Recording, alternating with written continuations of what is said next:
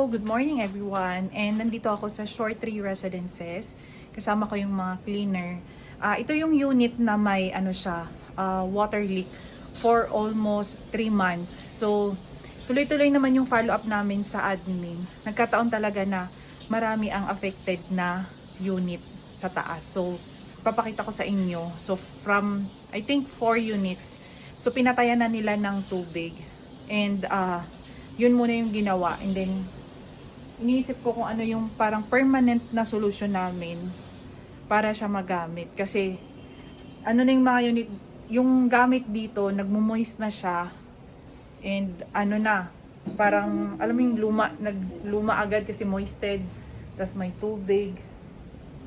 Sayang yung mga booking namin.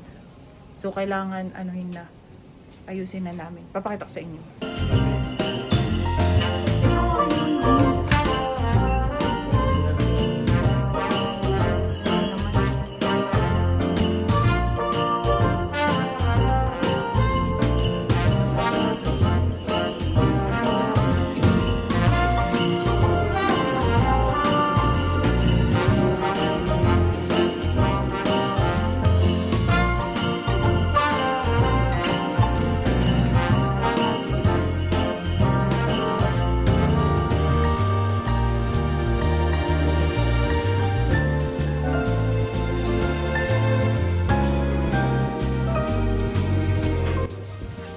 Ito yung source ng leak sa taas. Ang nangyari, syempre closed. Sinarado namin yan, sinarado. So, ang plano ko ngayon, magbubukas lang kami ng konti dito. Buksan namin ng konti lang para may pumasok na hangin and hindi siya maging moisted. Yan ang nangyari. Sa CR, mapapansin nyo, ayan, nilagyan na namin ng pinadipin na ito. Ayan, nagaganyan siya.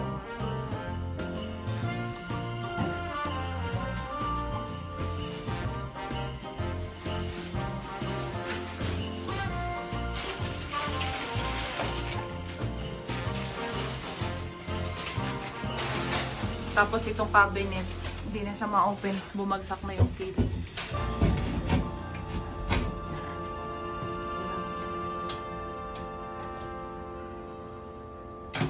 Tapos ito din.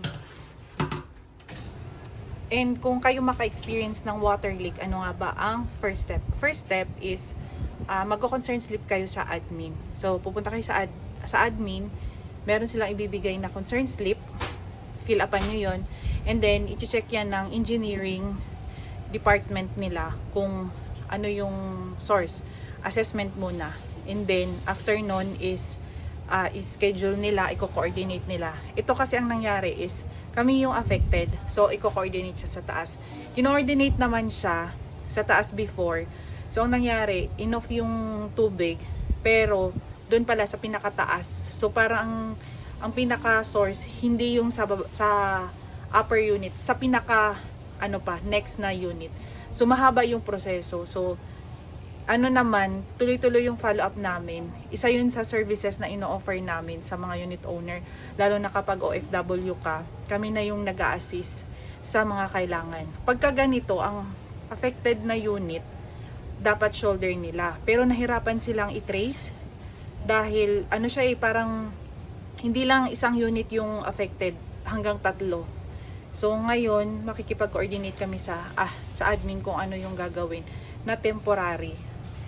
Yung ginawa nila na temporary pala is enough nila yung tubig. So, nag-stop na yung water leak. Sa napansin ko na yung ganong water leak, parang sa fresh water siya galing. Hindi siya yung sa drainage.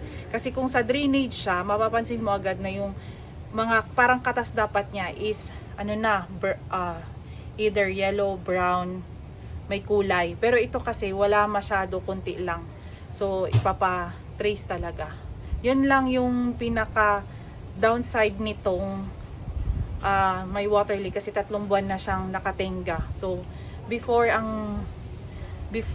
nag-start kami dito, ang nare-remit ko sa owner umaabot ng 35,000. So, ngayon 3 buwan na siyang tenga.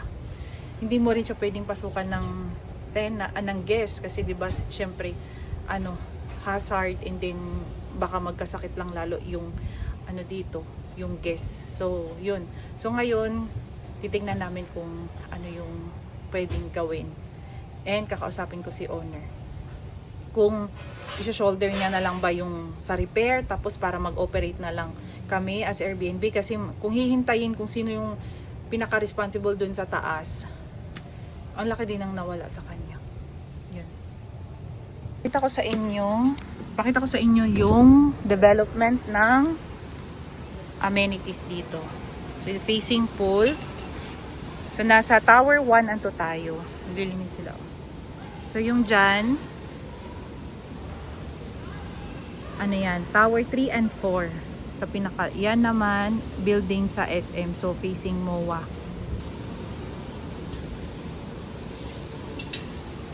Ito yung Tower 2. Dito, Tower 1. So, dito dumadaan yung airplane eh. Makikita nyo dyan.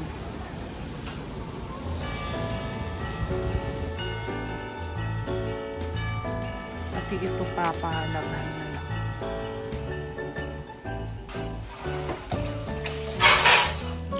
Maglinis sa rin distract.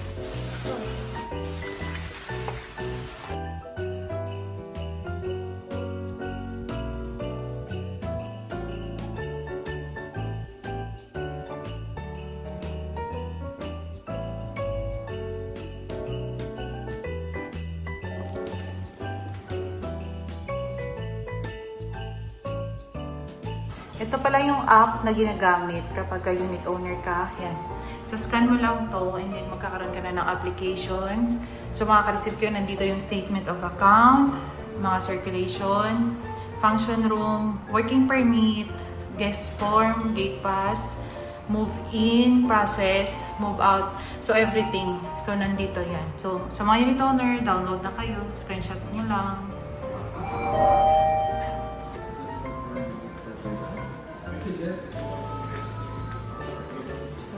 Ito nga merong water leak. As of now, hindi pa siya naayos. Tagal na niyan. Pero hindi na siya active. Meron pa rin. Konti.